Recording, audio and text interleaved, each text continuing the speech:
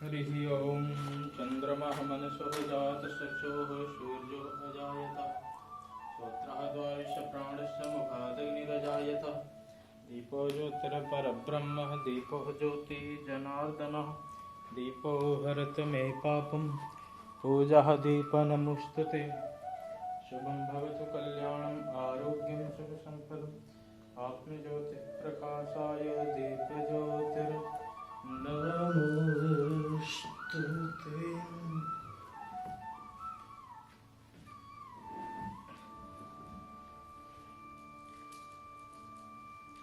हरिः ओम्।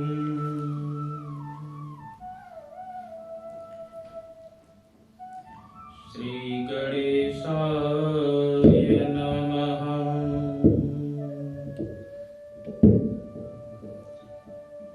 ध्येयं सदा परिभवग्नमभीष्टदोहम्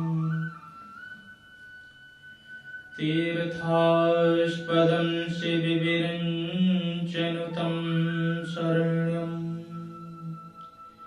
भृत्यार्तिहं प्रणतपालिभवाब्धिपोतं वन्दे महापुरुषते चरणारविन्दम्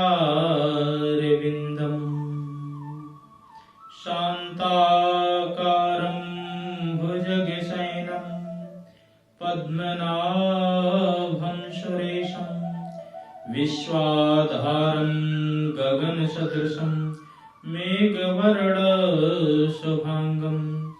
लक्ष्मीकान्तं कमलनयनं योगिभिर्ध्यानगम्यं वन्दे विष्णुं भवभयहरं सर्वलोकैकनाथं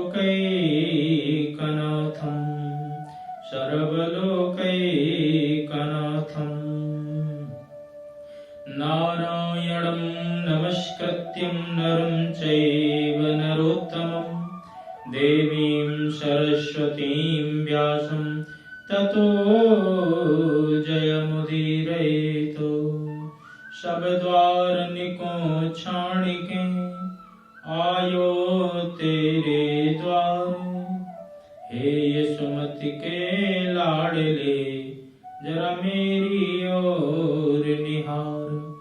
आइए हनुमंत विराजिए, कथा कहूँ मति ही अनुसार।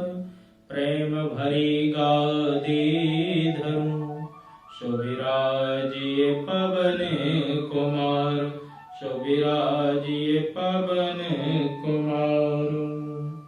बोले कृष्ण कन्हैया लाल की जय, राजा रामचंद्र भगवान की जय, सत्यनारायण भगवान की जय, सभी देवी देवताओं की जय। जगदीश जोता वाली माता तुम्हारी सदा ही जय। जय जय श्री राधे, जय जय श्री राधे, जय जय श्री राधे श्याम। परम मंगल में अकारण करुणालय भक्त वांछा कल्पतरु तटिंदित विनिंदित श्री बालकृष्ण लाल के पाद पद्मों में प्रणाम करते हुए आज के शुभ अवसर पर आए हुए सभी भगवत चरणानुरागी भक्त वृंद एवं भक्तमती माताएं मैंने आज का बहुत ही विशेष पर्व है, जिस पर्व को हम सब गुरु पूर्णिमा के नाम से जानते हैं, व्यास पूर्णिमा के नाम से जानते हैं। ब्रज में इसी को मुड़िया पूर्णो भी कहा जाता है। इस पूर्णिमा की इतनी विशेषता क्यों है? क्योंकि जीव को गुरु की बहुत आवश्यकता है। हमारे जीवन में यदि गुरु का स्थान नहीं होगा तो गुरुता नहीं आएगी, क्योंकि गुरु कोई साधारण व्यक्ति नहीं होता है। दिखता जरूर साधारण है, परंतु उसका जो आचरण है, आचार विचार है, जो ज्ञान है, वो उसको महान बनाते हैं। देखने में गुरु हम सब जैसा ही एक साधारण व्यक्ति है, परंतु उनके अंदर जो ज्ञान है, वो ज्ञान सभी प्रकार से श्रेष्ठ है और उसी ज्ञान के कारण उनके अंदर गुरुता है, उनके अंदर ये ज्ञान का भारीपन है, इसीलिए वो गुरु हैं। गुरु दो शब्दों से मिलकर के बनता है, गु और रू।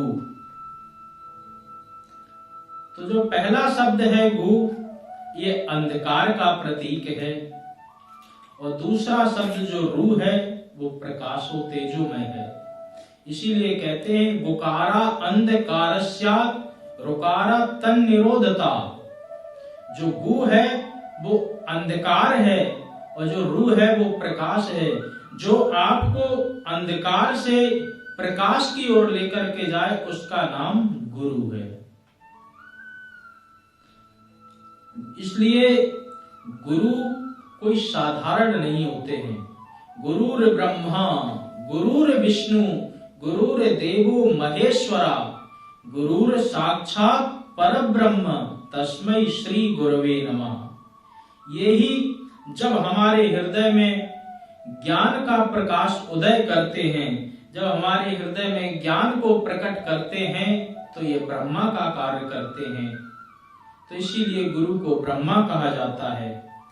जब हमारे हृदय में ज्ञान उत्पन्न हो जाता है, उस ज्ञान का ठीक प्रकार से संरक्षण करते हैं, ठीक प्रकार से देखभाल जब गुरु करते हैं, तो भगवान श्री हरि विष्णु का कार्य करते हैं, इसलिए उन्हें विष्णु कहा जाता है। हमारे हृदय में भरा हुआ जो अज्ञान है, अंधकार है, इस अज्ञान और अंधकार को जब वो नष्ट करने लगते हैं अपने ज्ञान से, तो वो शंकर भगवान का काम करते हैं, इसीलिए उन्हें महेश कहा जाता है। तो ब्रह्मा विष्णु महेश, ये तीनों उपाधियों गुरु को दी गई हैं। और जब उन्हीं गुरु की कृपा से जब हम परम पिता परमात्मा से मिल जाते हैं, जब उन्हें जान लेते हैं, तब कहा जाता है गुरु साक्षात परब्रह्म। ये गुरुदेव की कृपा से ही उस परम पिता परमात्मा को हम जान चुके हैं, तो तब वो गुरु साक्षात परब्रह्म के रूप में जाने जाते हैं। तो इसलिए गुरु ब्रह्मा भी हैं, गुरु विष्णु भी हैं और गुरु महेश भी हैं, और इन सब के साथ साथ में गुरु साक्षात परब्रह्म, जो गुरुदेव हैं वो परब्रह्म का भी स्वरूप हैं। इसीलिए लोग बाग भजन में भी गाते हैं कि जन्म के दाता मात पिता हैं, आप कर्म के दाता हैं, आप मिलाते हैं ईश्वर से, आप ही भाग्य विधाता हैं। गुरु का काम होता है कि जीव को, जो जीवात्मा है, उसको परमात्मा की ओर लेकर के जाए, उसी का नाम गुरु है। तो इसलिए गुरु की हम सबके जीवन में बहुत आवश्यकता है। बिना गुरु के तो हम एक पग भी नहीं चल सकते हैं। वैसे 5 प्रकार के गुरु बताए गए शास्त्रों में। पहला गुरु आपकी माता के रूप में होते हैं, दूसरे गुरु आपके पिता के रूप में होते हैं, तीसरे गुरु आपको जो शिक्षा देते हैं उसके रूप में माने जाते हैं, चौथे गुरु को बताया गया कि आप कहीं भी जा रहे हैं, रास्ता भटक गए हैं, जो आपको ठीक मार्गदर्शन प्रदान करा दे, आपको सही रास्ता बता दे, वो भी आपके गुरु के ही समान है। और 5वां और सबसे महत्वपूर्ण जो स्थान बताया गया गुरु का, वो दीक्षा गुरु है। शिक्षा गुरु आपके अनेकानेक हो सकते हैं। माता पिता आप अनेक लोगों को बना सकते हैं, परंतु शास्त्र कहते हैं कि दीक्षा केवल और केवल एक से ही लेना चाहिए। एक संत, एक पंथ, एक मंत्र और एक कंथ, इनका एक का बड़ा महत्व है। इसलिए जो दीक्षा गुरु है वो हम सबके जीवन में केवल एक ही होना चाहिए। अनेकानेक गुरु बनाना ये महामूर्खता है। आप शिक्षा गुरु कितने भी बना सकते हो, परंतु जो दीक्षा गुरु है वो यदि आपने एक से दीक्षा ले ली और एक को छोड़ करके आप दूसरे के पास दीक्षा लेने चले गए, तो इसका मतलब आप पहले वालों का अपमान कर रहे हैं। इसलिए भूल करके भी कदापि ऐसा कार्य नहीं करना चाहिए। गुरु तो केवल एक ही है, और गुरु की जीवन में जरूरत इसलिए और है क्योंकि ये जो भवसागर, जो संसार सागर है, इसको तारने का काम भी गुरु करते हैं। गुरु के बिना कोई भी जीव, और जीव की बात छोड़ो, देवी देवता तक भी नहीं तर सकते हैं। इसीलिए तुलसीदास जी लिखते हैं कि गुरु बिन भवनिधि तरै न कोई, जो बिरंच शंकर सम होई। बोले गुरु के बिना कोई भी तर नहीं सकता, चाहे वो बिरंची माने ब्रह्मा या शंकर माने शिव जी, चाहे वो ब्रह्मा हो चाहे वो शिव हो, बिना गुरु के उनका भी उद्धार नहीं हो सकता। इसलिए भगवान राम जी इस धरा धाम पर आए, भगवान श्री कृष्ण जी आए तो उन्होंने भी गुरु बनाया। राम जी ने वशिष्ठ जी से विधिवत अच्छी तरह शिक्षा प्राप्त की, और भगवान श्री कृष्ण ने सांदीपन मुनि से सारा ज्ञान प्राप्त किया। तो इसलिए देवी देवता भी आकर के हमें यही शिक्षा देते हैं कि हमारे जीवन में गुरु का बहुत बड़ा महत्व है। गुरु हमारे जीवन में होने चाहिए। अब वो गुरु कैसे होने चाहिए, इसका भी बहुत बड़ा महत्व है कि प्रत्येक व्यक्ति को बहुत सोच समझ करके गुरु दीक्षा लेनी चाहिए। वैसे साधारण शब्दों में तो यही समझा जाए कि जो व्यक्ति केवल अपने आप तक आपको सीमित न रखे, वो ही सच्चा गुरु है। जो आपको परमात्मा की ओर लेकर के जाए, वो ही आपके लिए सच्चा गुरु। जो सिर्फ ये कहे कि मैं ही सब कुछ हूं, हमारे पास ही रहो, हमारी पूजा करो, हमारी आरती करो, वो सच्चा गुरु नहीं हो सकता है। जो भगवान की ओर आपको लेकर के जाए, उसी को हम सच्चा गुरु जानते हैं, सच्चे गुरु के रूप में मानते हैं। तो इसलिए ये तो एक साधारण सी बात है। शास्त्रों में बताया जाता है कि पानी पियो छान के और गुरु करो जान के। क्योंकि आप यदि जानकर के गुरु नहीं करेंगे तो कहीं ना कहीं आपको जीवन में धोखे का सामना करना पड़ सकता है। और यदि आपके जीवन में धोखा हुआ तो आपका जो इतना त्याग, तपस्या और जो विश्वास है वो सब बर्बाद हो जाएगा। इसलिए आपको बहुत सोच समझ करके गुरु की पहचान करनी चाहिए। शास्त्र कहते हैं गुरु प्राप्ति के लिए आप सुयोग्य संत को ढूंढें। वो संत कैसे होने चाहिए? बोले विशेष रूप से उनके अंदर ये 5 गुण होना चाहिए। तितिक्षवः कारुणिका सुहृदा सर्वदेहिनां अजात शत्रवः शांता साधवो साधुभूषणः। बोले जो साधु स्वरूप में जो है, सबसे पहले वो तितिक्षु हो। तितिक्षु का मतलब उनके अंदर सहनशीलता हो, उनके अंदर करुणा हो। सुहृदा सर्वदेहिना, वो सभी देहधारियों को एक समान ही समझें। अजात शत्रवः शांता, जिसका कोई शत्रु ना हो, कोई मित्र ना हो, सब जिसके लिए एक समान हो, जो हर स्थिति में हमेशा शांत रहते हों, ऐसे कोई भी संत मिले उनको आप गुरु बना लें। ऐसा नहीं होना चाहिए कि कोई माला पहना दे तो महाराज जी फूल करके गदगद हो जाए, कोई 2 गाली देने आ जाए तो महाराज जी को क्रोध आ जाए।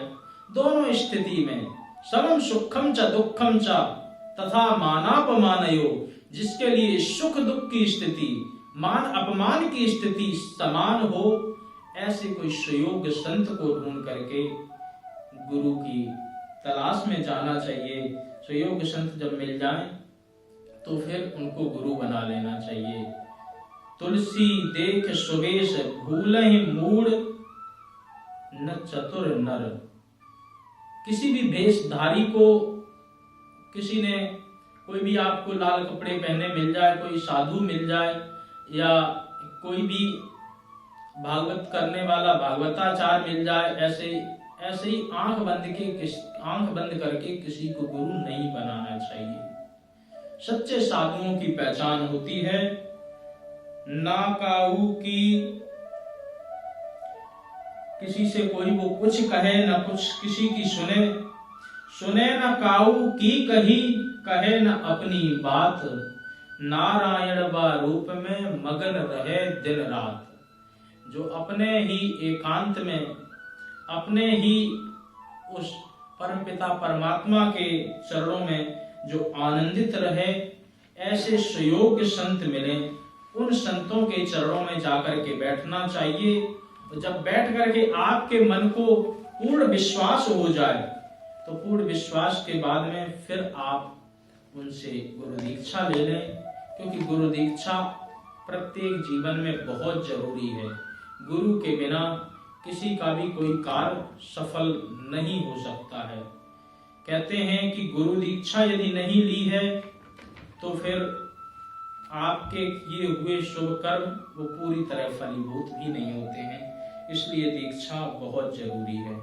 तो आज के गुरु पूर्णिमा के पावन पर्व पर आप सभी लोग अपने अपने गुरुओं के चरणों में शीश झुकाएं, उन सभी गुरुओं को याद करें। गुरुदेव के द्वारा जो मंत्र दिया गया है उस मंत्र का आप जाप करें।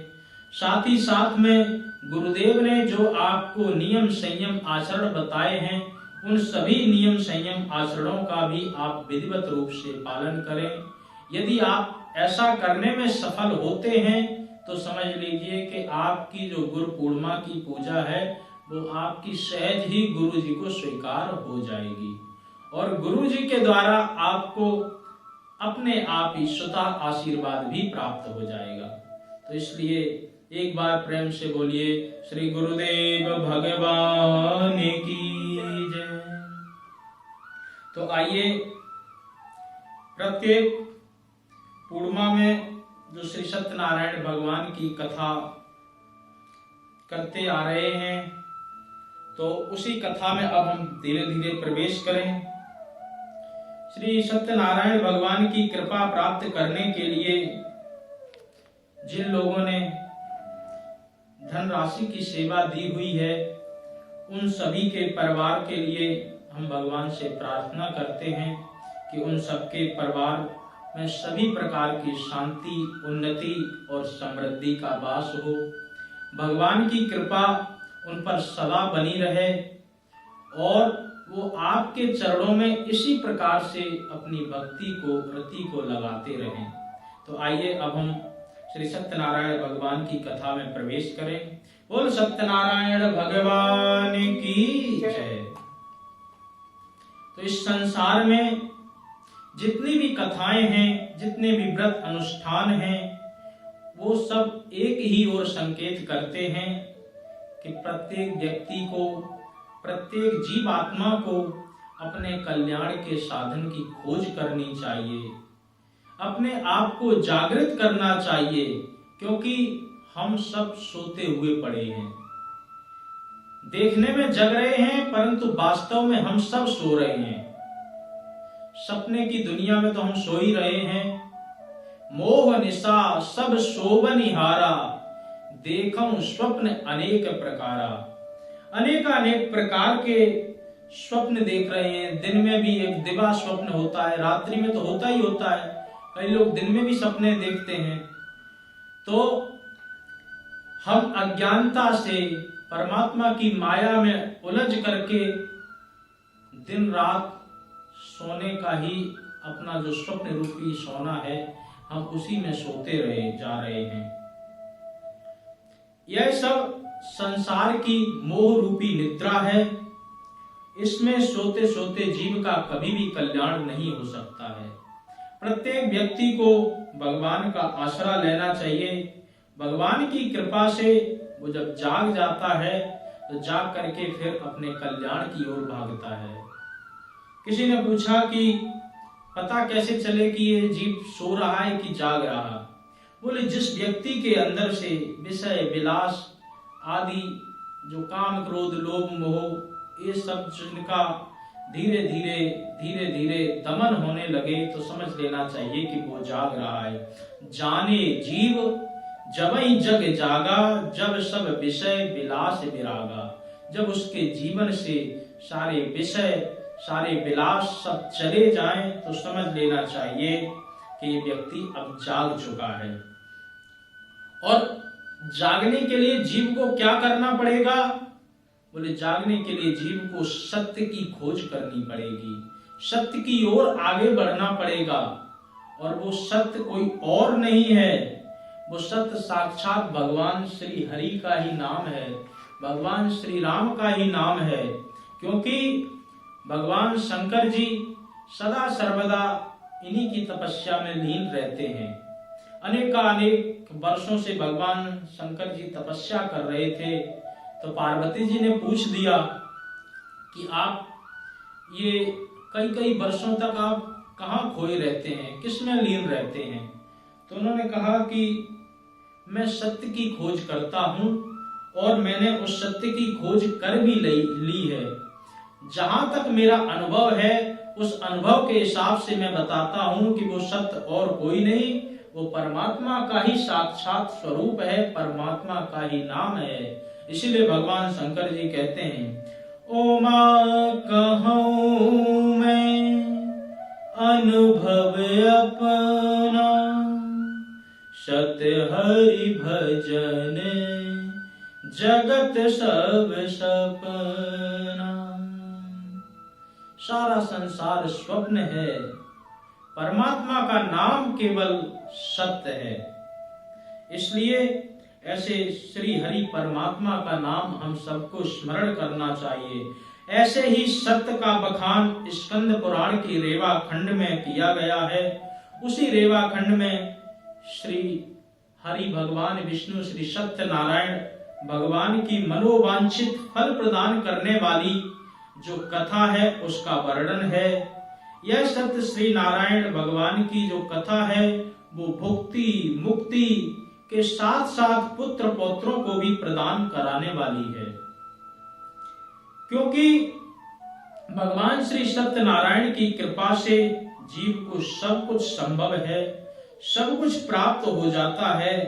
इसीलिए सभी वैष्णवों को, सभी व्यक्तियों को भगवान श्री हरि की शरण में आना चाहिए। श्री सत्यनारायण भगवान की कृपा से अपने जीवन में सभी प्रकार के सुखों को प्राप्त करना चाहिए, भगवान श्री हरि की कृपा को प्राप्त करना चाहिए। तो आइए हम सब श्री सत्यनारायण भगवान की कथा में प्रवेश करें। बोलो सत्यनारायण भगवान की जय। अथ प्रथमोध्यायः। एक समय की बात है, नैमिषारण्य में 88,000 शौनकादि ऋषियों ने श्री सूत जी महाराज से पूछा, हे प्रभु, इस कलकाल कलयुग में वेद विद्या रहित मनुष्यों को भक्ति किस प्रकार से मिल सकती है? उनका उद्धार कैसे हो सकता है? क्योंकि मैं देख रहा हूं इस संसार में जो मनुष्य है वो धीरे धीरे अपने स्वरूप को भूलता जा रहा है। न उसके अंदर ज्ञान है, न उसके अंदर वैराग्य है, न उसके अंदर तपस्या है, कुछ भी नहीं है। और इतना ही नहीं, साथ ही साथ में मैं ये भी देख रहा हूं, मंदा सुमंद मतयो मंद भाग्या विपद्रता। धीरे धीरे उसकी बुद्धि और भाग्य दोनों ही मंद होते चले जा रहे हैं। यदि किसी जीव की बुद्धि तेज हो और भाग्य मंद हो तो बुद्धि के बल पे काम चलाया जा सकता है, परंतु किसी की बुद्धि कमजोर हो और भाग्य तेज हो तो भाग्य के बल पर भी काम चलाया जा सकता है। यहाँ तो मंदा सुमंद मतयो, बोले मंद भाग्या युपद्रुता, बुद्धि भी मंद है और भाग्य भी मंद है, इसलिए क्या किया जाए, जीव अपना कल्याण कैसे करे। इसी प्रकार से शौनकादि 88,000 ऋषियों ने ये सूत जी महाराज से प्रश्न किया, कहा कि कोई ऐसा तप हो जो कम साधन करने में अत्यधिक फल प्रदान करे, काम कम करना पड़े, ज्यादा फल चाहिए, क्योंकि कलयुग का जो जीव है, कलयुग का जो प्राणी है, वो तो सिर्फ एक ही मूल मंत्र जानता है कि मेहनत कम करनी पड़े और फायदा ज्यादा हो। तो इसलिए ऐसा कोई आप उपाय बताएं जिससे कम परिश्रम करने से ही अत्यधिक लाभ प्राप्त हो सके, क्योंकि आप समस्त शास्त्रों के ज्ञाता हैं, आप जीवों के दुख को अच्छी तरह जानते हैं, पहचानते हैं। तो श्री सूत जी महाराज ने कहा कि हे ऋषियों, आपने प्राणियों के हित के बारे में बहुत अच्छा प्रश्न किया है। अब मैं तुम्हें उस श्रेष्ठ व्रत का वर्णन करूंगा जो कि सभी प्रकार का फल प्रदान करने वाला है, और जिस व्रत को भगवान श्री हरि नारायण ने एक बार नारद जी को भी बताया था। एक बार की बात है, श्री नारद जी ने भगवान श्री हरि विष्णु जी से यही प्रश्न पूछा था। उन्होंने कहा कि आप इस व्रत को ध्यान से सुनिए, जो भगवान श्री हरि विष्णु ने नारद जी को सुनाया उसे हम सुनाने के लिए तुम्हें बता रहे हैं। योगी राज नारद जी दूसरों के हित की इच्छा के लिए घूमते घूमते मृत्यु लोक में आ पहुंचे। जब मृत्यु लोक में आए और आकर के देखा तो देख करके बड़ा आश्चर्य हुआ, क्योंकि इस संसार में वर्षे वर्षे क्रमश जाता मंगलम नापि दृश्यते। जैसे जैसे नारद जी देख रहे थे, धीरे धीरे मंगलकार शुभकार भगवान के भजन संकीर्तन कथा भागवत आदि धीरे धीरे कम होते चले जा रहे थे।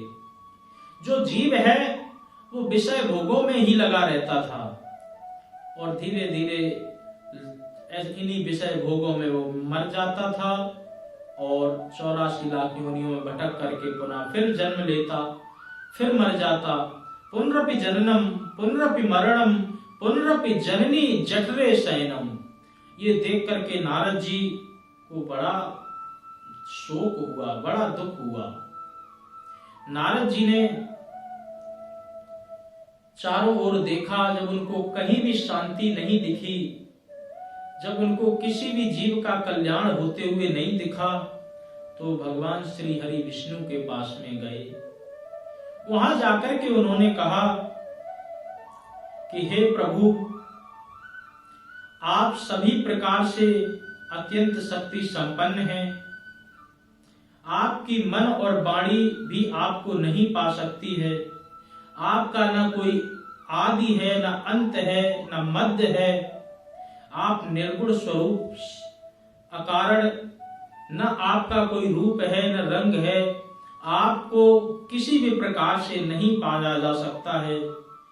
हम आपके हाथों में सुशोभित शंख चक्र गदा पद्म एवं वरमाला पहने हुए देख रहे हैं।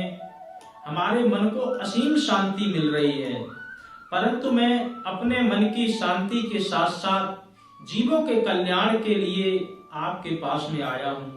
मैं मृत्यु लोक में देखा तो अनेकानेक जीव धीरे धीरे मैं देखता रहा कि वो मनुष्य होकर के कीड़े मकोड़ों की जिंदगी जी रहे हैं। तो आप कृपा करके उनके कल्याण के लिए कोई ना कोई साधन बता दें जिससे वो अपने दुखों का छुटकारा कर सकें। श्री हरि भगवान विष्णु जी बोले, हे नारद जी, आपने मनुष्यों की भलाई के लिए बहुत सुंदर प्रश्न पूछा है। आज मैं तुमको वो कथा सुनाता हूं जिसको श्रवण मात्र करने से जीव के सभी प्रकार के मोह छूट जाते हैं और समस्त सुखों को भोगता हुआ अंत में वह स्वर्ग लोक को प्राप्त होता है। यह एक उत्तम दुर्लभ व्रत है जो कि सभी प्रकार के पुण्य देने वाला है। आज प्रेमवश होकर के मैं तुमसे कहता हूं, उसे ध्यान से सुनो। श्री सत्यनारायण भगवान का यह व्रत है। अच्छी तरह विधान पूर्वक करने से मनुष्य तुरंत सुख को भोगता है और सुख को भोगने के बाद पूरी तरह जब वह उसकी आयु पूरी हो जाती है तो अंत में वह भगवान के धाम को चला जाता है। श्री हरि के वचन सुनकर के नारद जी ने कहा, हे प्रभु, इस व्रत का क्या फल है, इस व्रत का क्या विधान है, यह व्रत किसने किया था, इस व्रत को किस दिन करना चाहिए, सभी प्रकार से आप विस्तार पूर्वक इस व्रत के बारे में हमें बताएं, आपकी अति कृपा होगी।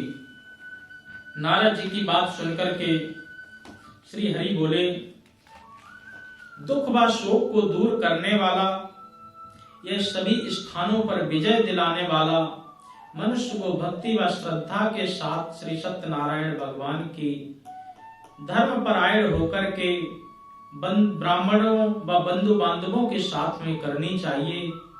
भक्ति भाव से नैवेद्य, केले का फल, घी, दूध, गेहूं का आटा या सवाया, शक्कर तथा गुड़ लेकर के सभी भक्षण योग्य पदार्थ मिलाकर के भगवान का भोग लगाएं।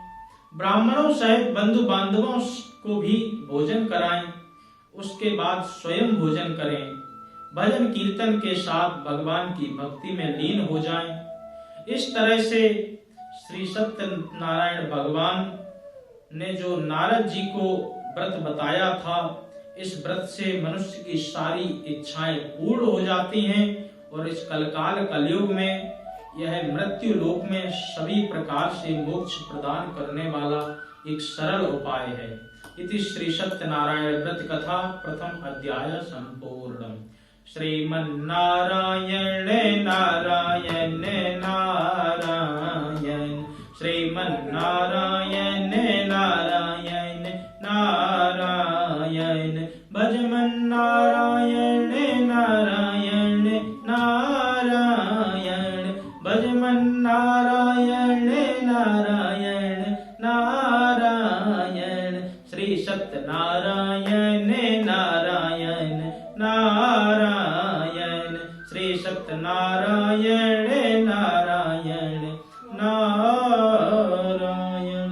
बोलो सत्यनारायण भगवान की जय। अथ द्वितीयोऽध्याय। श्री सूत जी बोले, हे ऋषियों, जिसने पहले इस व्रत को किया है, अब मैं उसका तुम्हें इतिहास सुनाता हूं, ध्यान पूर्वक सुनो। सुंदर काशीपुरी नगरी में एक अत्यंत निर्धन ब्राह्मण रहता था। भूख प्यास से परेशान होकर के वह धरती पर घूमा करता था। ब्राह्मणों से प्रेम करने वाले भगवान श्री हरि नारायण एक दिन ब्राह्मण का वेश धारण करके आए और आकर के उसके पास पूछा कि हे विप्र, नित्य दुखी होकर के तुम इस पृथ्वी पर क्यों घूमते हो? दीन ब्राह्मण बोला, मैं निर्धन ब्राह्मण हूं, भिक्षा के लिए इस धरती पर सदा सर्वदा घूमता रहता हूं। हे भगवान, यदि आप कोई उपाय जानते हो तो कृपा करके हमें बताएं। वृद्ध ब्राह्मण कहते हैं कि श्री सत्यनारायण भगवान का जो मनोवांछित व्रत देने वाला, जो फल देने वाला व्रत है, इसका तुम विधि विधान से पूजन करो। इसके पूजन करने मात्र से तुम सभी प्रकार के दुखों से दूर हो जाओगे और जब आपके सभी प्रकार के दुख दूर हो जाएंगे तो आपको इस प्रकार से भटकना भी नहीं पड़ेगा। वृद्ध ब्राह्मण बनकर के आए श्री सत्यनारायण भगवान ने अपनी सारी बात बताई और इसके बाद वह अंतर ध्यान हो गए। ब्राह्मण को सारा व्रत विधान बता करके जब वो चले गए तो ब्राह्मण मन ही मन में सोचने लगा कि इस व्रत को एक दिन मैं भी करूंगा। ब्राह्मण ने विचार बनाया कि इस व्रत को एक दिन मैं भी करूंगा और रात में सोने की कोशिश करने लगा। परंतु उसको नींद नहीं आई। सवेरे उठ करके भगवान श्री सत्यनारायण का व्रत करने के मन में उसने निश्चय किया और करके वह भिक्षा के लिए निकल पड़ा। उसने सोचा कि जो भी आज भिक्षा में धन मिलेगा, इस धन से मैं भगवान की श्री हरि सत्यनारायण व्रत की पूजा अच्छी तरह करूंगा। भगवान की कृपा से उस दिन उसको बहुत सारा धन मिल गया। वह बंधु बांधवों को बुलाकर के लाया और श्री सत्यनारायण भगवान का व्रत संपन्न किया। भगवान श्री सत्यनारायण का व्रत करने के बाद में उस निर्धन ब्राह्मण को सभी प्रकार के दुखों से छुटकारा मिल गया। अनेकानेक प्रकार की संपत्तियों से वह युक्त हो गया। उसी समय से वह ब्राह्मण हर माह इस व्रत को करने लगा। इस तरह से श्री सत्यनारायण भगवान के व्रत को जो भी मनुष्य करेगा, वह सभी प्रकार के दुखों से, पापों से मुक्त होकर के मोक्ष को प्राप्त कर लेगा। जो मनुष्य इस व्रत को करेगा, वह सभी प्रकार के दुखों से भी मुक्त हो जाएगा। सूत जी बोले, इस तरह श्री नारद जी से नारायण जी का कहा हुआ श्री सत्यनारायण व्रत को मैंने तुम्हें सुना दिया। हे विप्रो, अब मैं और क्या कहूं? ऋषि बोले, हे मुनिवर, इस संसार में उस विप्र से सुनकर के इस व्रत को किस किसने और किया है, हम सुनना चाहते हैं। कृपा करके हमें आप श्रवण कराने की कृपा करें। सूत जी बोले, हे मुनियों, जिसने इस व्रत को किया है वह सब ध्यान से सुनो। एक समय वही विप्र धन और ऐश्वर्य के अनुसार अपने बंधु बांधवों के साथ में इस व्रत को करने के लिए तैयार हुआ। उसी समय एक लकड़ी बेचने वाला बूढ़ा लकड़हारा वहां पर आया। उसने लकड़ियां बाहर रख दी और ब्राह्मण के घर में प्रवेश किया। वह प्यास से बहुत दुखी था। लकड़हारा उनको व्रत करते हुए देख विप्र को नमस्कार किया और पूछने लगा कि ये आप क्या कर रहे हैं, इसको करने से क्या लाभ है, कृपया मुझे भी बताएं। ब्राह्मण ने कहा कि सब प्रकार की मनोकामनाओं को पूर्ण करने वाला श्री सत्यनारायण भगवान का ये व्रत है। इनकी कृपा से मेरे घर में सभी प्रकार से धन और धान्य की वृद्धि हुई है। विप्र से सत्यनारायण भगवान के व्रत के बारे में जानकर लकड़हारा बहुत प्रसन्न हुआ। चरणामृत को लेकर के प्रसाद खाने के बाद वह अपने घर गया। लकड़हारे के मन में भी यही विचार चल रहा था कि मैं भी श्री सत्यनारायण भगवान की कभी पूजा करूंगा। उसने अपने मन में संकल्प लिया कि आज जो भी लकड़ी बेचने से धन प्राप्त होगा, उस धन से मैं श्री सत्यनारायण भगवान का व्रत करूंगा। मन ही मन इस विचार को लेकर के वह बूढ़ा आदमी सिर पर लकड़ियों को रख करके नगर की ओर बेचने के लिए चला गया। भगवान की कृपा से आज वह उस जगह पर लकड़ी बेचने के लिए गया जहां पर अत्याधिक धनी लोग रहा करते थे। भगवान ने ऐसी कृपा की कि उसको लकड़ियों का 4 गुना दाम प्राप्त हुआ। बूढ़ा आदमी प्रसन्नता के साथ में केले, शक्कर, घी, दूध, दही, गेहूं का आटा लेकर के आया। सत्यनारायण भगवान के व्रत में अन्य सामग्रियों को लेकर के और अपने सभी बंधु बांधवों को बुलाकर के श्री सत्यनारायण भगवान का उसने पूजन किया। इस व्रत के प्रभाव से वह बूढ़ा लकड़हारा धन, पुत्र आदि से युक्त होकर के संसार के समस्त सुखों को भोग करके अंत में वैकुंठ की ओर चला गया। इति श्री सत्यनारायण व्रत कथा 2य अध्याय संपूर्ण।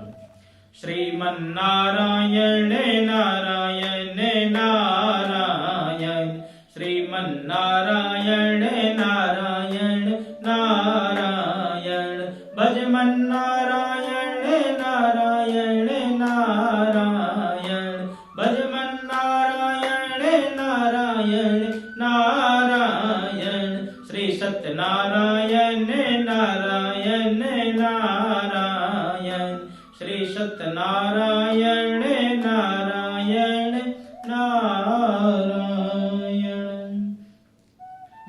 सत्यनारायण भगवान की जय। अथ तृतीयोध्याय। सूत जी बोले, हे श्रेष्ठ ऋषियों, अब मैं आगे की कथा कहता हूं। पहले समय में उल्कामुख नाम का एक बुद्धिमान राजा था। वह सत्य वक्ता तथा जितेंद्रिय था। प्रतिदिन देव स्थान पर जाता और निर्धनों को धन देकर के उनके कष्ट दूर किया करता था।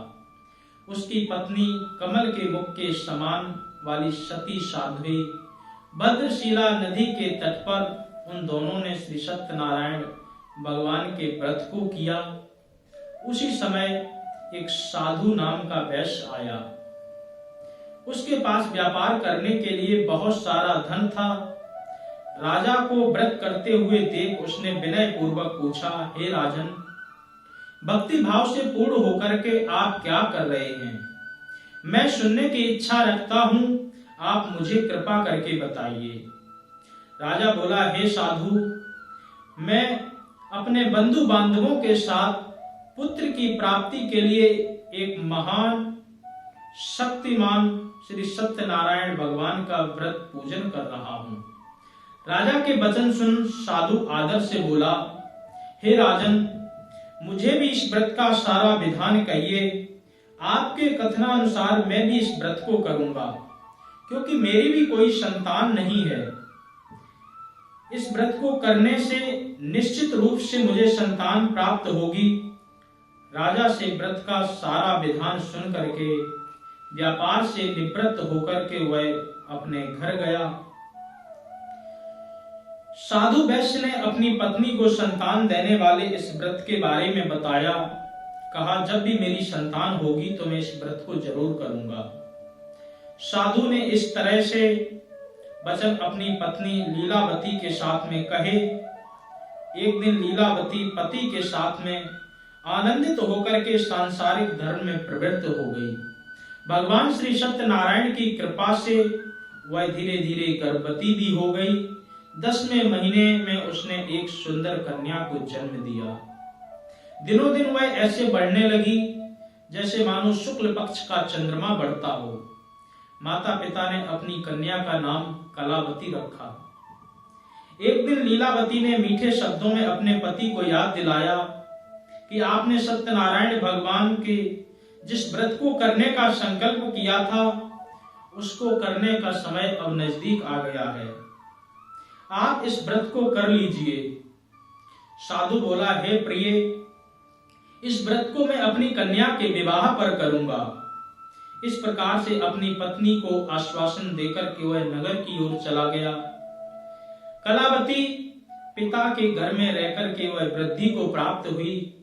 साधु एक बार नगर में अपनी कन्या को सखियों के साथ देखता है तो तुरंत वह दूत को बुला करके बोलता है कि हे दूत, मेरी कन्या विवाह के योग्य हो गई है। अब इसके लिए एक सुयोग्य सुंदर सा वर ढूंढ करके ले आओ। साधु की बात सुनकर के दूत कंचन नगर जाता है। वहां अच्छी तरह देखभाल करके लड़की के लिए एक सुयोग्य बड़े पुत्र को लेकर के आया। सुयोग्य लड़के को देख करके साधु ने अपने बंधु बांधवों के साथ अपनी पुत्री का विधिवत विवाह किया। लेकिन दुर्भाग्य से उसने अभी भी श्री सत्यनारायण भगवान का व्रत नहीं किया। इस पर श्री सत्यनारायण भगवान क्रोधित हुए और श्राप दिया कि साधु को अत्यधिक दुख प्राप्त हो। अपने कार्य में कुशल साधु बनिया जमाई को लेकर के समुद्र के पास स्थित रत्नापुर नगर में चला गया। वहां जाकर के दामाद ससुर दोनों मिलकर के राजा चंद्रकेतु के नगर में व्यापार करने लगे। एक दिन भगवान श्री सत्यनारायण की माया से एक चोर राजा के यहाँ पर धन चुरा करके भाग रहा था। उसने राजा के सिपाहियों को अपना पीछा करते हुए देखा तो सारा धन चुराया हुआ साधु और जमाई जहां पर वो ठहरा था वहीं पर रख दिया। राजा के सिपाहियों ने साधु वैश्य को और उसके जमाई को दोनों को पकड़ लिया, धन को भी प्राप्त कर लिया। ससुर और जमाई को बांध करके राजा के पास में ले गए। कहा, राजन, हम चोरों को पकड़ लाए हैं, आप आगे की कार्रवाई करने की आज्ञा दें। राजा की आज्ञा से उन दोनों को कठिन कारावास में डाल दिया गया और उनका सारा धन भी छीन लिया गया। श्री सत्यनारायण भगवान के श्राप से साधु की जो पत्नी थी वह भी बहुत दुखी हुई, क्योंकि घर में जो धन रखा था उस धन को चोर चुरा करके ले गए। शारीरिक व मानसिक पीड़ा तथा भूख प्यास से अत्यंत दुखी, अन्न की चिंता में कलावती ने ब्राह्मण के घर में जाकर के देखा कि वहां श्री सत्यनारायण भगवान का व्रत हो रहा है। उसने विधिवत बैठ करके कथा सुनी। कथा सुनकर के रात में वह जब घर को वापस आई तो आकर के माता ने उससे पूछा कि पुत्री, अभी तक तू कहां थी, तेरे मन में क्या है? कलावती ने अपनी माता से कहा, हे माता, मैंने एक ब्राह्मण के घर में जाकर के श्री सत्यनारायण भगवान का व्रत होते देखा, वहीं पर मैं रुक गई थी और अंत में प्रसाद चरणामृत दोनों को लेकर के आई हूं। कन्या के वचन सुनकर के लीलावती भगवान के पूजन की तैयारी करने लगी। लीलावती ने समस्त परिवार बंधु बांधवों सहित श्री सत्यनारायण भगवान का पूजन किया और उनसे वर मांगा कि मेरे पति तथा जमाई शीघ्र घर वापस आ जाएं। साथ ही साथ यह प्रार्थना भी की कि हम सबका सभी प्रकार से अपराध क्षमा करें। श्री सत्यनारायण भगवान इस बात पर संतुष्ट हो गए। राजा चंद्रकेतु को रात में स्वप्न दिया। कहा, हे राजन, तुम उन दोनों वैश्यों को छोड़ दो जिनका तुमने ये सारा धन ले लिया है, उनको उनका धन भी उन्हें वापस कर दो। अगर तुमने ऐसा नहीं किया तो मैं तुम्हारे राज्य को नष्ट कर दूंगा। जब इस प्रकार और यह स्वप्न देकर के भगवान अंतर ध्यान हो गए। प्रातः काल राजा ने अपनी सभा बुलाई और सभा बुला करके बड़े पुत्रों को कैद करने के बारे में, अपने स्वप्न के बारे में अपने मंत्रियों से मंत्रणा की। तो मंत्रियों ने भी कहा कि राजन, आपको उन दोनों वैश्यों को छोड़ देना चाहिए। मंत्रियों की बात सुनकर के राजा ने कहा कि उन दोनों वैश्यों को कारागार से मुक्त कर दो, जो भी उनसे धन लिया है उससे 2 गुना उन्हें धन भी दे दो।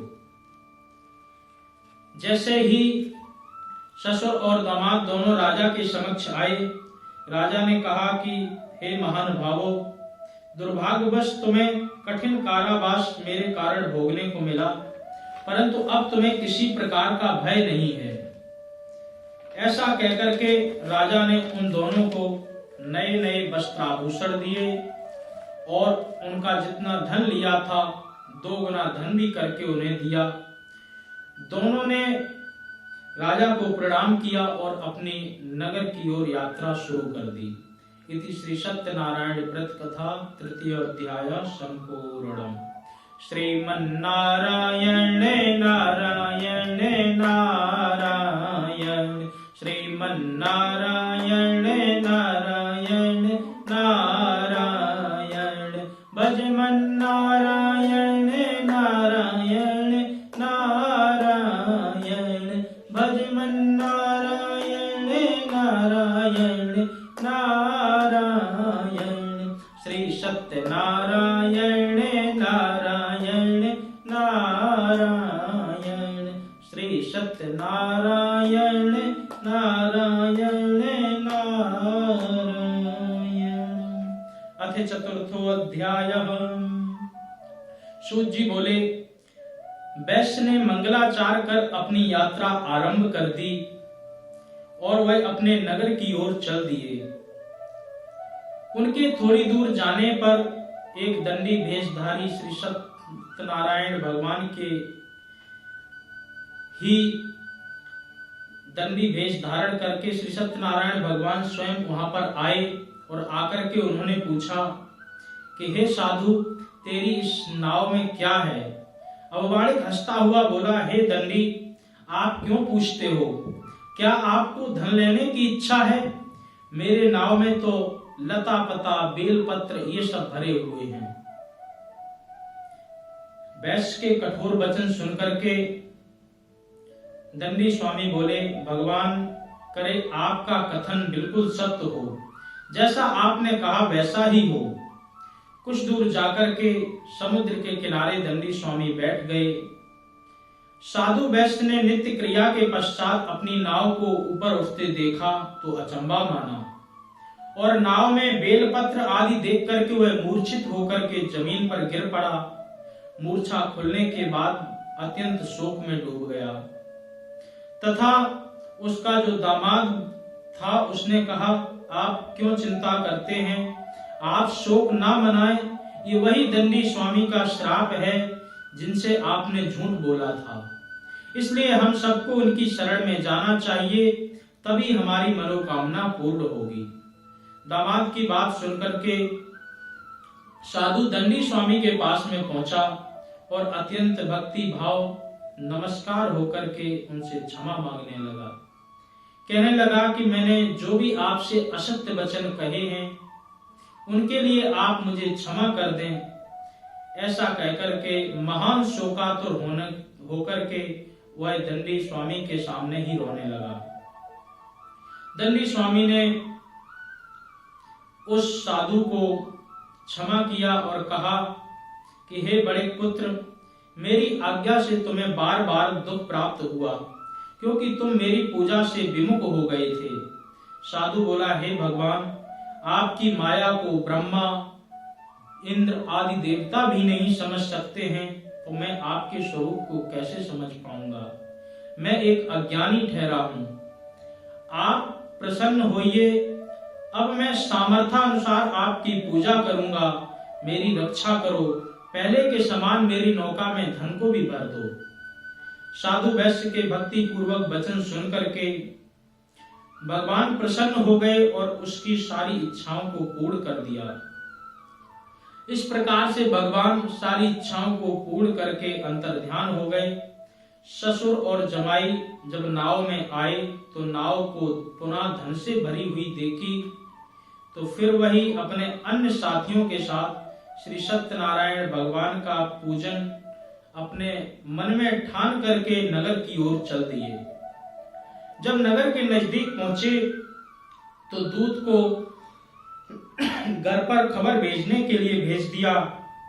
दूत साधु की पत्नी को प्रणाम कहता हुआ बोला कि मालिक अपने दामाद सहित नगर के निकट आ गए हैं। दूत की बात सुनकर के साधु पत्नी लीलावती ने बड़े हर्ष के साथ श्री सत्यनारायण भगवान का पूजन कर अपनी पुत्री कलावती से कहा कि मैं अपने पति के दर्शन के लिए जाती हूँ, तू कार्य पूर्ण करके शीघ्र आ जाना। माता के ऐसे वचन सुनकर के कलावती ने भगवान की पूजा की। पूजा करने के बाद में जल्दी जल्दी में वह भगवान के प्रसाद को छोड़ करके अपने पति के दर्शन के लिए चली गई। प्रसाद की अवज्ञा के कारण श्री सत्यनारायण भगवान रुष्ट हो गए और नाव सहित उसके पति को पानी में डुबो दिया। कलावती अपने पति को वहां ना पाकर के रोती हुई जमीन पर गिर गई और नौका को भी डूबा हुआ देख करके कन्या बहुत रोने लगी। तो कन्या को जब साधु ने रोते हुए देखा तो उसने हाथ जोड़ करके परमात्मा से प्रार्थना की, हे प्रभु, मुझसे तथा मेरे परिवार से जिस कोई भी किसी प्रकार की भूल हुई हो उसे आप क्षमा करें।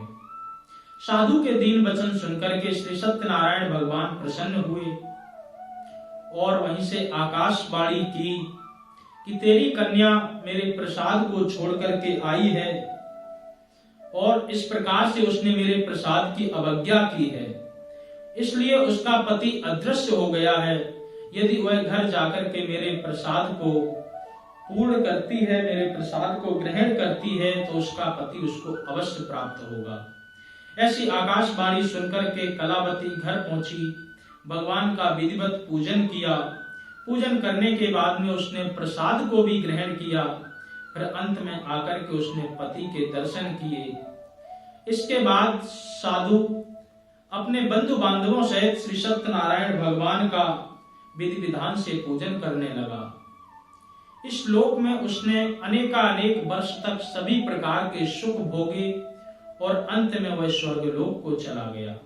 इति श्री सत्यनारायण व्रत कथा चतुर्थो अध्याय संपूर्ण। श्रीमन्नारायण नारायण नारायण श्रीमन्नारायण नारायण नारायण भजमन नारायण नारायण नारायण भजमन नारायण नारायण नारायण श्री सत्यनारायण नारायण नारायण श्री सत्यनारायण नारायण नारायण। बोल सत्यनारायण भगवान की जय। अथ पंचमोऽध्याय। सूत जी बोले, हे ऋषियों, मैं एक और कथा सुनाता हूं, उसे भी ध्यान पूर्वक सुनो। प्रजा पालन में लीन तुंगध्वज नाम का जो राजा था, उसने भी भगवान के प्रसाद का त्याग किया और अंत में वह बहुत दुख को प्राप्त हुआ। एक बार वन में जाकर के वन पशुओं को मार करके वह बड़ के पेड़ के नीचे बैठा हुआ था। वहां पर कुछ ग्वाल बाल भक्ति भाव से अपने बंधु बांधवों से श्री सत्यनारायण भगवान की पूजा किया करते थे। अभिमानवश राजा ने उन्हें देख करके पूजा स्थान पर प्रणाम भी नहीं किया और वहां पर उनके दर्शन के लिए भी नहीं गया। ग्वालों ने जब राजा को प्रसाद दिया तो उसने सारा प्रसाद हाथ में लेकर के फेंक दिया और इस प्रकार से वह बिना प्रसाद को खाए, प्रसाद का तिरस्कार किए हुए अपने नगर की ओर गया। भगवान ने प्रसाद की अवज्ञा के कारण उसका राज सारा नष्ट भ्रष्ट कर दिया। सारा राज उसका तहस नहस हो गया। वह शीघ्र समझ गया कि ये श्री सत्यनारायण भगवान का ही प्रकोप है। मैंने उनके प्रसाद की अवज्ञा की थी, इसलिए ये हमारे राज्य का इस प्रकार से हाल हो गया है। वह पुनः उसी जंगल में आया और ग्वाल वालों के साथ में बैठ करके विधि विधान से पूजा की। भगवान श्री हरि नारायण के प्रसाद को भी ग्रहण किया। भगवान की कृपा से उसके राज्य में पुनः खुशहाली वापस आई। जैसा राज्य था वैसा ही हो गया और दीर्घ काल तक सुख भोगते हुए मरणोपरांत वह स्वर्ग लोक में चला गया। भगवान श्री सत्यनारायण की कृपा से जो भी मनुष्य इस व्रत को करता है वह धन धान्य से भरपूर हो जाता है, निर्धन धनी हो जाता है। जिसको भय होता है वो भय मुक्त होकर के जीवन को जीता है। संतानहीन मनुष्यों को संतान प्राप्त होती है और जो भी जिस प्रकार से इच्छा लेकर के इस व्रत को करता है, भगवान श्री हरि नारायण की कृपा से उसके सभी प्रकार के मनोरथ पूर्ण हो जाते हैं। मनोवांछित उसको फल मिल जाता है और अंत में वह भगवान के वैकुंठ धाम का भी अधिकारी हो जाता है।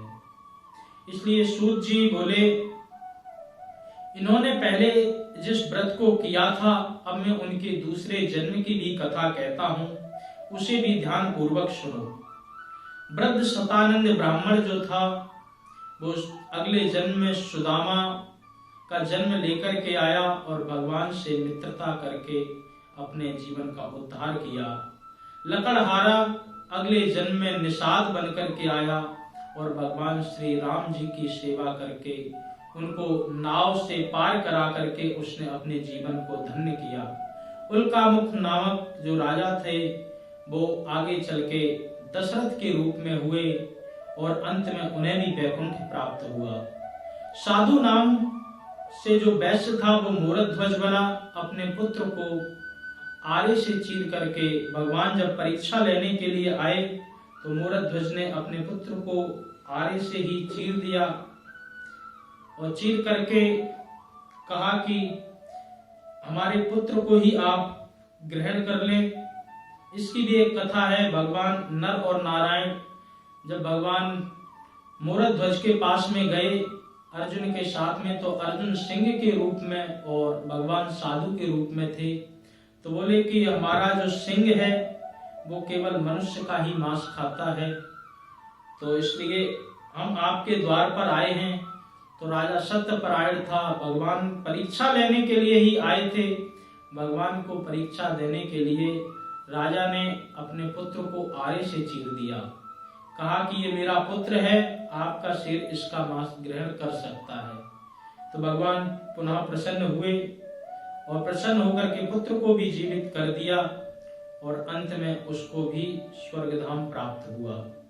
महाराज तुंगध्वज स्वयंभू होकर के आए और भगवान की भक्ति को करने के साथ साथ में अच्छे कर्मों को उन्होंने किया, अंत में उन्हें भी मोक्ष प्रदान कराया।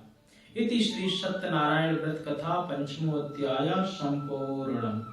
श्रीमन्नारायण नारायण नारायण, श्रीमन्नारायण नारायण नारायण, भजमन्नारायण नारायण नारायण, भजमन्नारायण नारायण नारायण, श्री सत्यनारायण नारायण नारायण, श्री सत्यनारायण नारायण नारायण। बोल सत्यनारायण भगवान की जय। श्री सत्यनारायण भगवान की कृपा से प्रत्येक व्यक्ति अपने जीवन में सभी प्रकार के कार्यों को सिद्ध कर सकता है, सभी प्रकार के कार्यों को पूर्ण कर सकता है। अन्य युगों में जो अनेक वर्ष तपस्या करके फल प्राप्त हुआ करता था, इस कलकाल कलयुग में विधिवत भक्ति भाव से पूर्ण होकर के यदि जीव श्री सत्यनारायण भगवान की कथा करे या भगवान की कथा को कराए, तो उसके सभी प्रकार के पाप ताप संताप नष्ट हो जाते हैं। और जो अन्य युगों में कई वर्ष करके तपस्या करके फल मिलता था, इस युग में केवल और केवल श्री सत्यनारायण भगवान की कथा से ही उसको वो पूर्ण फल मिल जाता है। तो इसलिए श्री सत्यनारायण भगवान की कथा में यही बात पर विशेष बल दिया गया है कि जीव दुखी है, उस दुख की निवृत्ति कैसे हो। एक बार सभी संतों का जमघट लगा हुआ था, सभी साधु बैठे हुए थे और यही प्रश्न कर रहे थे कि जीव को दुख से कैसे दूर किया जाए। अनेक लोग, वेद व्यास जी बैठे थे, तुलसीदास जी बैठे थे, कबीरदास जी बैठे थे, नानक देव जी भी बैठे थे, अनेक साधु संत बैठे थे। तो सबने हाथ जोड़ करके वेद व्यास जी से प्रार्थना की, कहा कि जैसा कि आप सब जानते हैं कि मनुष्य बहुत दुखी है, इसके दुख का निवारण कैसे किया जाए। आपने तो अनेक ग्रंथों की रचना की है, अनेक ग्रंथों को आपने लिखा है, तो आपके हिसाब से क्या है, आपका मत क्या कहता है। तो वेद व्यास जी ने कहा, अष्टादश पुराणेषु व्यासस्य वचनद्वयम् परोपकाराय पुण्याय पापाय परपीडनम्। 4 वेद 6 शास्त्र में बात लिखी है 2, सुख दीने सुख होत है, दुख दीने दुख होय। जो व्यक्ति जैसा करेगा उसको उसी प्रकार का फल मिलेगा। यदि आप किसी को सुख प्रदान करेंगे, आप किसी की मदद करेंगे, आप किसी की भलाई करेंगे, तो भगवान भी किसी न किसी रूप में आपकी भलाई, आपको सुख प्रदान करने के लिए आ जाएंगे। तो वेद व्यास जी ने कहा कि कर्मों के अनुसार है, आप यदि अच्छा कर्म करेंगे तो आपको अच्छा फल मिलेगा, आप यदि किसी को दुख नहीं देंगे तो आपको दुख नहीं प्राप्त होगा। तुलसीदास जी बैठे थे, आप भी संत हैं, आपने भी रामचरितमानस की रचना की, इतने बड़े भगवान का आपने साक्षात्कार किया। आप बताएं, आपके हिसाब से मनुष्य का दुख दूर कैसे हो जाए? तो तुलसीदास जी कहते हैं कि हमने देखा है प्रत्येक व्यक्ति थोड़ा थोड़ा दुखी है। कोई तन दुखी, कोई मन दुखी, कोई धन बिन रहत उदास, थोड़े थोड़े सब दुखी, सुखी राम के दास। जो राम के दास हैं वो कभी दुखी नहीं होते। तो तुलसीदास जी कहते हैं, दीन कहे धनवान सुखी, धनवान कहे सुख राजा को भारी, राजा कहे महाराजा सुखी, महाराजा कहे सुख इंद्र को भारी, इंद्र कहे चतुरानन को सुख, चतुरानन कहे सुख विष्णु को भारी, पर तुलसीदास विचार कहे, हरि भजन बिना सब जीव दुखारी। जो राम के दास हैं वो ही सदा सुखी हैं। जो भगवान की भक्ति करते हैं, जो भगवान की आराधना करते हैं, जो भगवान के साथ में जुड़े रहते हैं, भगवान उनकी सभी प्रकार से रक्षा करते हैं। जाके आटी, आटी इसको बोलते, जाके आटी में पैसा नहीं और मांगन में सकुचाएं, तिनके पीछे हरि फिरें, कहीं भूखे ना रह जाएं। इसलिए परमात्मा उनकी सभी प्रकार से रक्षा करते हैं। तो तुलसीदास जी कहते हैं, भगवान की भक्ति करने से ही जीव के दुखों का अंत हो सकता है। तो तुलसीदास जी की भी बात सुनी गई। नानक जी बैठे थे, बोले आपने भी मनुष्यों के लिए बहुत अच्छी अच्छी बातें लिखी हैं। आप भी कहते हैं कि मनुष्यों को के दुख को दूर करना चाहिए, परंतु कैसे हो, आपका क्या विचार है? तो नानक जी कहते हैं, नानक दुखिया सब संसारा, सो सुखिया जो नाम आधारा। संसार में सभी लोग दुखी हैं। ये संसार दुख का समूह है, परंतु सुखी कौन है? जो परमात्मा से जुड़ा हुआ है, जो परमात्मा के नाम का सदा स्मरण करता है, जो परमात्मा की कृपा में रहने के लिए बार बार परमात्मा को पुकारता है, तो वही व्यक्ति सदा सुखी है। कबीरदास जी ने पूछा कि आपके हिसाब से सुखी कौन है? कबीरदास जी ने कहा कि हम बता तो देंगे, लेकिन लोग आजकल हमारी बात मानते नहीं है। कि क्यों नहीं मानते? बोले उनकी चक्री जो है ना, खोपड़ी दूसरी तरफ से फिट है, उल्टी है। बोले फिर भी आप बताएं तो कबीरदास जी कहते हैं, कबीरा आप ठगाइए, कबहू न ठगिए कोई। बोले अच्छी बात करते हो, ऐसा कौन व्यक्ति जो अपने आप को ठगाए? प्रत्येक व्यक्ति तो ये चाहता है कि कोई दूसरा आए, हम उसको किस प्रकार से ठगे। कोई भी व्यक्ति अपने आप को ठगाना नहीं चाहता है। आप कहते अपने आप को ठगाओ, कौन बात आपकी मानेगा? तो कहा पूरी बात तो सुनो। कबीरा आप ठगाइए, कबहू न ठगिए कोई, आप ठगे दुख होते हैं, बहुर ठगे सुख होए। अपने आप को ठगा लोगे तो आपको परम शांति होगी। कोई बात नहीं, उसका धन था या उसकी वस्तु थी, वो किसी प्रकार से ले गया अपनी।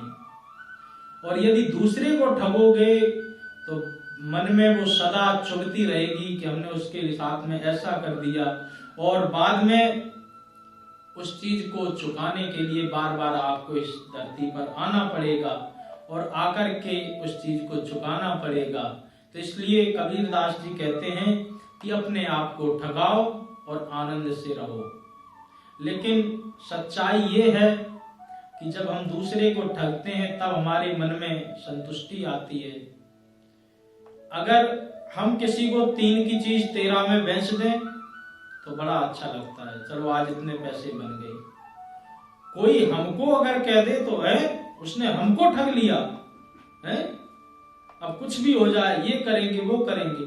तो जब व्यक्ति स्वयं को ठगा पाता है तो उसको बड़ा दुख होता है। जब आपको ऐसा दुख होता है तो जिसको ठग कर के आ रहे उसको भी तो दुख होता होगा। तो इसलिए कबीरदास जी कहते हैं अपने आप को ठगाओ। तो अपने आप को ठगाने से आपको दुख नहीं होगा बल्कि सुख की अनुभूति होगी। इसलिए सभी प्रकार से देखा जाता है कि परमात्मा की भक्ति के बिना कहीं भी सुख नहीं दिखता है। कर्मों का हिसाब अलग है, आप कर्म करें ना करें, जो सुख दुख का जीवन में चक्र है वो तो आपको मिलकर के ही रहेगा। सर्वत्र लभ्यते दैवात् यथा दुख मयत्नता।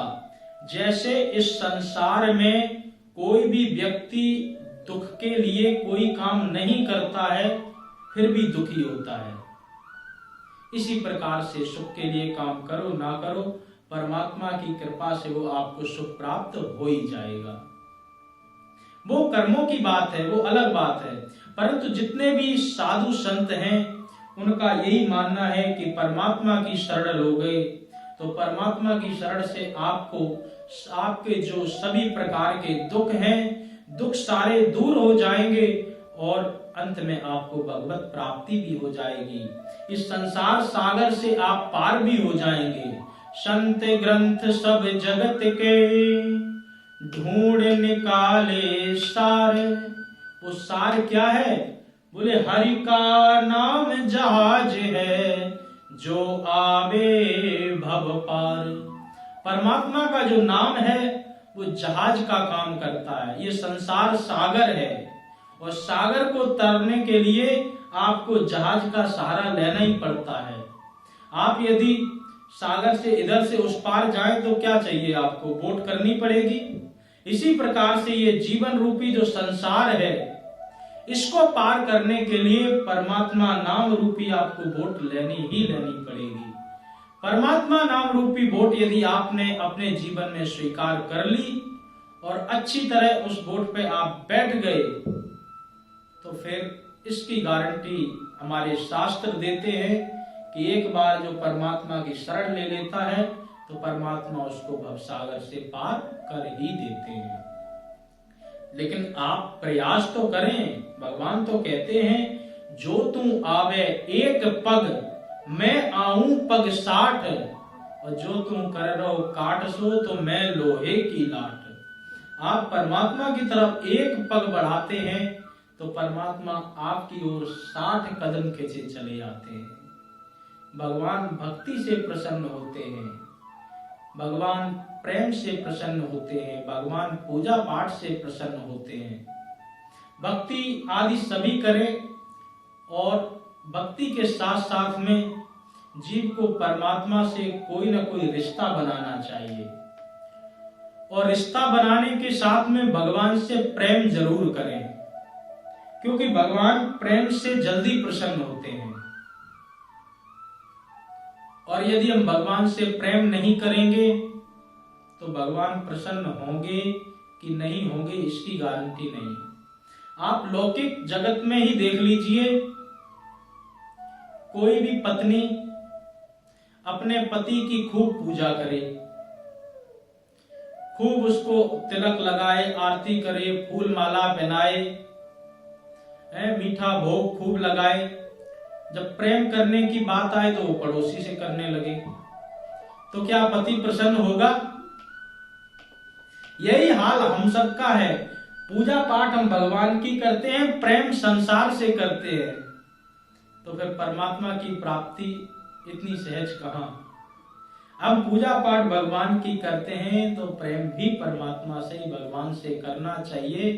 यदि हम प्रेम भगवान से करेंगे तो भगवान शीघ्र प्रसन्न होंगे और प्रसन्न होकर के वो आपके समस्त कार्यों को सिद्ध करेंगे, सभी प्रकार के दुखों को दूर करेंगे और दुखों को दूर करके आपके जीवन में हर प्रकार के आनंद को प्रदान करेंगे। क्योंकि हम मनुष्य हैं तो हम मनुष्यों को भगवान श्री हरि की भक्ति जरूर करनी चाहिए। भगवान की भक्ति के लिए ही ये मनुष्य शरीर मिला हुआ है। केवल मनुष्य शरीर ही ऐसा है जिससे हम भगवान की भक्ति कर सकते हैं। कोई भी जानवर, हाथी, घोड़ा, बैल आदि यदि चाहे कि वो भगवान की भक्ति करके अपने जीवन को मुक्त कर ले तो ये अधिकार उनको नहीं दिया गया है। ये केवल और केवल मनुष्य को ही है।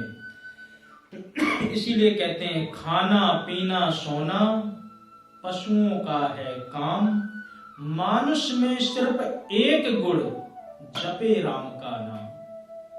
वो परमात्मा का नाम जप करके अपने जीवन का कल्याण का मार्ग ढूंढ सकता है, अपने उद्धार कर सकता है। क्योंकि ये शरीर जो है भस्मीभूतस्य देहस्य, एक बार ये भस्मीभूत हो गया फिर आपके किसी भी काम का नहीं है। पशु पक्षियों के तो शरीर किसी न किसी काम आ जाते हैं। हाथ इनके, दांत के, ये पशु पक्षियों के शरीर देखो किस किस काम आ जाते हैं। हाथ इनके, दांत के, खिलौने बने भांति भांति, बागन की खाल राजा रावण के मन भाई है, मृगन की खाल को तो ओढ़ते हैं योगी यति, बकरी की खाल से ढोलक बनाई है, गैंडा की खाल को तो बांधत सिपाही लोग। पहले ब्लड प्रूफ जैकेट नहीं होती थी, इन्हीं को मार के इनकी खाल उतार के पहन ली जाती थी और उसी से ये बनी है।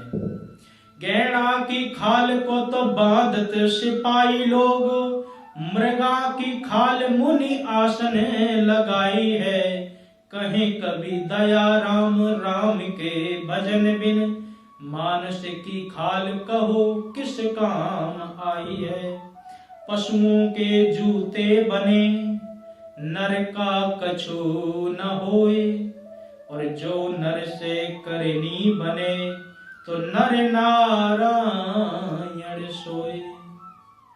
प्रत्येक पशु पक्षी से कुछ न कुछ बन जाता है, लेकिन मनुष्य के पास में ऐसा शरीर है जिससे कुछ भी नहीं होता। अगर ये भगवान, ये प्रकृति अगर इस प्रकार की व्यवस्था ना करती, ये शरीर में अगर कीड़े ना पड़ते होते तो कोई भी व्यक्ति अपने सगे संबंधियों को जलाता, संभाल करके रखता। तो परमात्मा ने पहले ही ऐसी प्रकृति की स्थिति बनाई है, पहले ही ऐसा दिखा दिया है कि ये जो शरीर है ये क्षणिक है, इसकी कोई भी गारंटी नहीं है, ये कभी भी आपका शरीर जा सकता है। इसीलिए पल का ठिकाना नहीं होता है। इसलिए साधु संत कहते हैं, बहुत एक अच्छा छंद साधु लोग गाते हैं और वो बाकी प्रेरणादायक है। क्षण भंगुर जीवन की कल का, कल प्रात को जान खिली न खिली, मलयागिर की शुच शीतल मंद, सुगंध समीर चली न चली, कल काल कुठार लिए फिरता, तम नम्र पे चोट झिली न झिली, भजले हरि नाम अरी रसना, फिर अंत समय तू हिली ना हिली। कौन जानता है कि शरीर कब तक रहेगा, और अगर रहेगा भी तो बुढ़ापे में किसी काम का नहीं है, आंखों कानों से सुनता नहीं, आंखों से दिखता मंद है, और देह से शक्ति गई अब चलना फिरना बंद है। चल फिर नहीं सकते तो तीर्थ नहीं कर पाओगे, हैं? हाथ पैर नहीं चल रहे, माला नहीं जप पाओगे, बैठ नहीं सकते हो ठीक से तो कोई आसन नहीं लगा पाओगे, तो इसलिए कौमार आचरेत प्राज्ञो, ये कुमारा अवस्था में, युवा अवस्था में भगवान का भजन करना चाहिए, भगवान के सानिध्य में आना चाहिए, भगवान के लिए जरूर समय निकालना चाहिए। आपके पास में 24 घंटे हैं, 24 घंटे में से आप थोड़ा सा ही समय निकाल दो, 2 घंटे निकाल लो। बोले 2 भी नहीं निकल सकते हैं। बोले 1 घंटा निकाल लो। बोले ये भी ज्यादा है। तो फिर और ढिलाई की गई। बोले 1 घंटा भी ज्यादा, आधा घंटा निकाल लो। बोले कोशिश करेंगे लेकिन लगता नहीं है। तो बोले आधे से भी आधा कर लो, 15 मिनट। अरे हाँ, अब बात कुछ ठीक लग रही है, लेकिन कर पाएंगे कि नहीं कर पाएंगे? करें, चलो 15 मिनट हम भजन कर लेंगे, भगवान की भक्ति कर लेंगे, उसका परिणाम क्या होगा, फल क्या मिलेगा हमें? तो शास्त्र कहते हैं 1 घड़ी, 60 मिनट की 1 घड़ी होती है, 1 घंटा की। 1 घड़ी आधी घड़ी, आधे में पुनि आध। बोले आधे में से भी आधी कर लो। 24 घंटे में अगर तुमसे टाइम नहीं निकल रहा, 15 मिनट ही निकाल लो। 1 घड़ी आधी घड़ी, आधे में पुनि आध। तुलसी चर्चा राम की, कटे कोट अपराध। जिस प्रकार के भी तुम्हारे जानते हुए या अनजाने, शुभ या अशुभ जो भी कर्म है, उन सभी कर्मों का जो पाप है, उन सभी पाप को भस्म करने का काम वो आपका 15 मिनट कर देगा। इसलिए भगवान की भक्ति घंटा नहीं कर सकते तो आधा घंटा, आधा घंटा नहीं तो 15 मिनट तो जरूर करना चाहिए। तो इसलिए भगवान के सानिध्य में रह करके भगवान की भक्ति करने से जीव को सुख, शांति, समृद्धि मिल जाती है, दुख का नाश हो जाता है। और सत्यनारायण भगवान की कथा में एक तो दुख के ऊपर बात थी, दूसरी थी कि भगवान की जो पूजा आराधना है, इसको बहुत ज्यादा डिले नहीं करना चाहिए, बहानों से इसको बहुत ज्यादा आगे नहीं कराना चाहिए। जब भी समय मिले शुभ कार्यों को जितना शीघ्र कर सकते हैं, शुभस्य शीघ्रम, जो शुभ कार्य हैं इनको शीघ्रातिशीघ्र करोगे तो तभी आपको पुण्य अच्छी तरह प्राप्त होगा, तभी आपको फल प्राप्त होगा। हम अन्य सभी चीजों के लिए समय निकाल लेते हैं, परंतु भगवान की भक्ति के लिए समय जब भी हम निकालना चाहते हैं तो उसको आगे टाल देते हैं। जैसे आप रोज भगवान की भक्ति करते हैं सुबह उठ करके, एक दिन आप लेट उठे तो सोचे कि अब लेट पहुंचेंगे, क्या करें? तो बोले सबसे पहले जो भक्ति करते उसमें से ही टाइम काट लो, उसमें से टाइम काट करके पहले पहुंच जाओ। तो भगवान की भक्ति में से समय हम सबसे पहले निकालते हैं। क्यों? क्योंकि उसमें हमने अपने मन को बहुत ज्यादा प्रयास करने से लगाया है। अच्छी चीजों में मन प्रयास करने से ही लगता है, और बुरी चीजें तो अपने आप ही आ जाती हैं, संगत का रंगत दिखाई देता है जीवन में। इसलिए भगवान की भक्ति में से समय नहीं काटना चाहिए, बल्कि उसको तो समय और भी बढ़ाना चाहिए, और भी प्रयास करना चाहिए। धीरे धीरे प्रयास करते रहेंगे तो भगवान की कृपा से आप अपने मन में जो भी कल्पना करेंगे, जो भी संकल्पना करेंगे, फिर भगवान आपके लिए वो सारे द्वार खोल देंगे।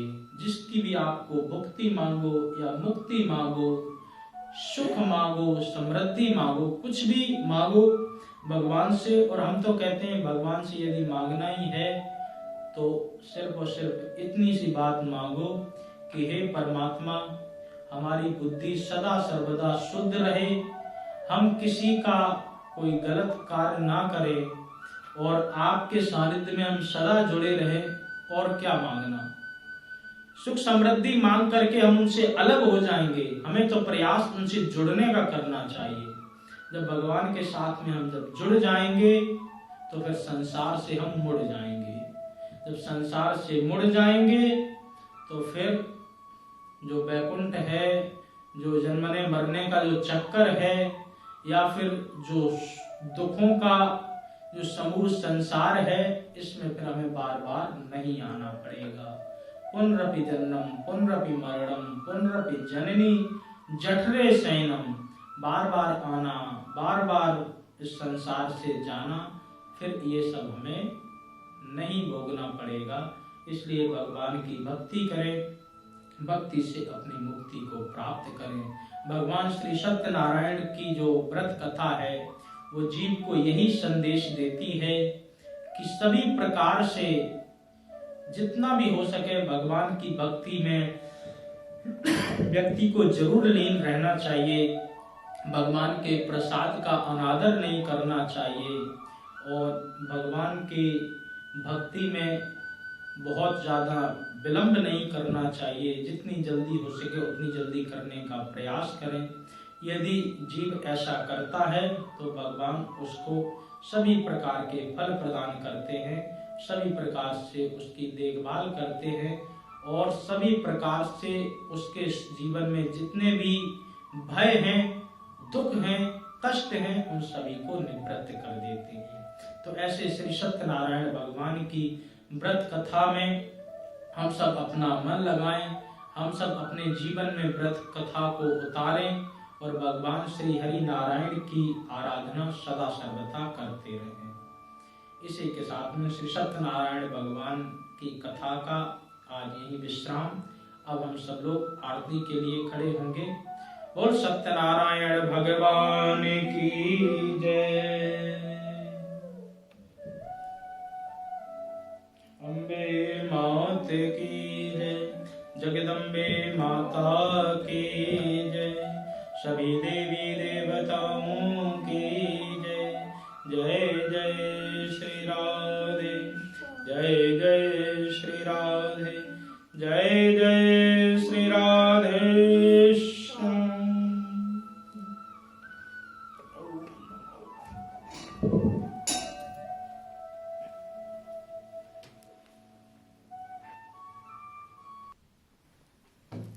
हरि ओम। चंद्रमः मनसो जात चक्षुः सूर्यो अजायत श्रोत्राद्वायस्य प्राणस्य मुखादग्निरजायत।